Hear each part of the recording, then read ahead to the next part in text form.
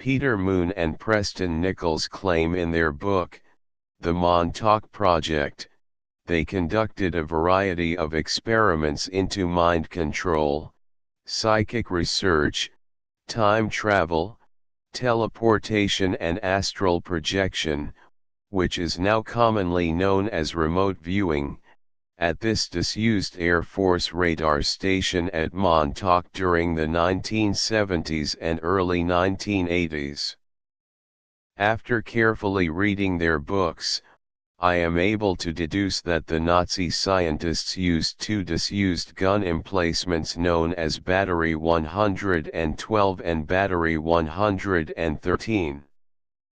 This photo shows the sealed-up Battery 112 at Camp Hero at Montauk Point.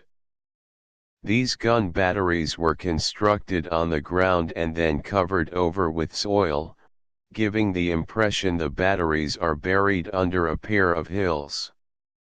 Each battery contained a long underground corridor which housed a number of magazines to house the shells for the guns, plus the batteries housed a series of rooms, which housed machinery, air conditioning, and heating systems. This photo dates from World War II, and each casemate was fitted with a 16-inch naval gun.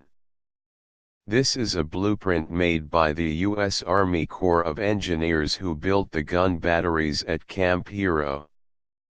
Both Battery 112 and 113 are now sealed up and off limits to the general public, as it's claimed they contain dangerous levels of asbestos and black mold. One rumor suggests Bunker 112 was sealed shut, due to high levels of radiation inside the battery, but this has never been proven to be correct. The Nazi scientists could have been conducting experiments to develop microwave weapons, and they may have used a number of radar seeker heads, which are commonly used in radar-guided missiles. The Nazi scientists may have used live test subjects inside this battery, in the long underground corridor to test the effects of subjecting people to intense bursts of microwave radiation. According to Preston Nichols, the tests caused the deaths of a number of the test subjects, who generally consisted of homeless men and kids, taken from New York City. The Nazi scientists could have performed autopsies on their bodies, to determine their cause of death, and to measure the amount of internal damage the microwave radiation has done on the human body. According to some local legends, it's claimed this battery housed an entranceway to secret underground research lab, which had 7 to 12 levels, and this is claimed this is where the Nazi scientists conducted their psychic research experiments and carried out mind control projects. Peter Moon mentions the existence of this underground base, where it was built after World War II, to act as a fallout shelter and command center for Long Island, in the event of a nuclear attack taking place during the Cold War. The local kids informed Peter Moon that the lowest levels of this underground base were flooded.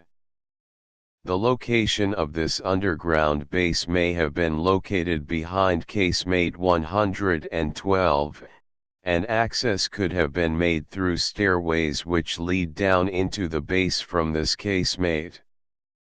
Casemate 112 was sealed up in the late 1970s or early 1980s, and it's remained off limits ever since.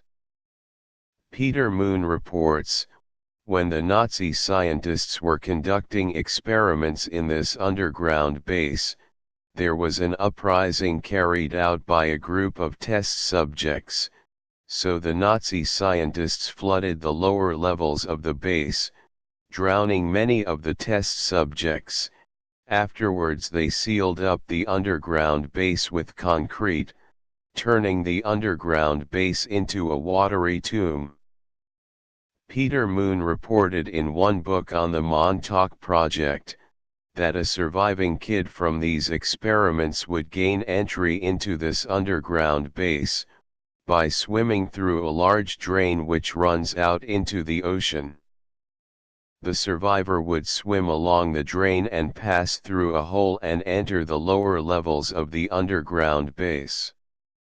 So what may have happened during this uprising was the test subjects seized control of the base and took hostages. When the Nazi scientists were negotiating with the test subjects, they could have sent a frogman along this drain, and he planted an explosive charge, which was detonated. Sea water would have poured in, flooding the lower levels of the base, and drowning everyone inside, including the hostages. As the Nazi scientists were totally ruthless, and keeping this research lab a secret was of paramount importance to them, and it didn't matter how many people they would kill to keep their research projects a closely guarded secret. Afterwards the Nazi scientists quickly sealed up the base with concrete and they abandoned it for good. If this occurred, then it shows how heartless and cruel these Nazi scientists were, because there was no way they were going to let these test subjects tell their stories of abuse to the authorities or the American media. But many of the former Air Force personnel who worked at Montauk radar station state there is no underground base beneath this radar station. But Battery 112 just sits outside of the perimeter fence which surrounds this old radar station, so technically this bunker was not owned by the United States Air Force. But according to Peter Moon, the Nazi scientists rented Battery 112 from the New York Parks Department, not the Air Force. So the Air Force personnel can say with hands on their hearts and say there were no underground labs or secret bases under the radar station, as the underground research lab was located outside the Air Force's jurisdiction. Nichols also claimed the Nazi scientists also used Battery 113 which lies inside the radar station and it's located closer to the Sage radar tower. It has been claimed the Nazi scientists used this casemate as a holding pen for runaway children they had lured to the Air Force Base from New York City. It's claimed the kids were locked inside a cage and kept in total darkness for days at a time. But the Air Force claim no such experiments took place on this radar station, but they may be very reluctant to admit such experiments were carried out here, as they could face criminal charges.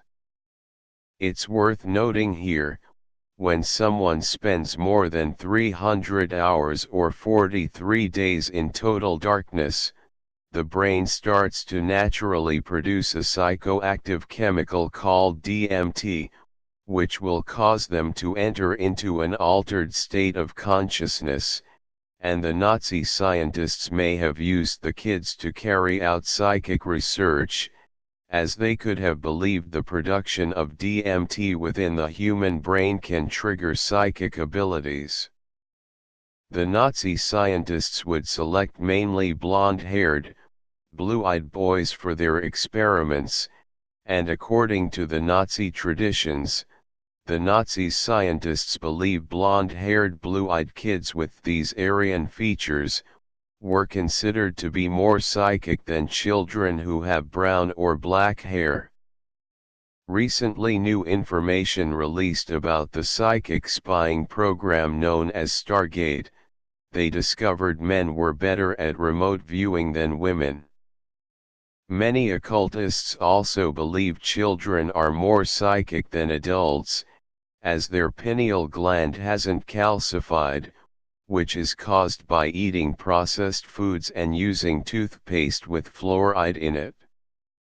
So it's quite possible the Nazi scientists carried out unofficial experiments using kids, and this project was highly illegal and unethical, and the Nazi scientists went to great lengths to prevent this research work from becoming public knowledge.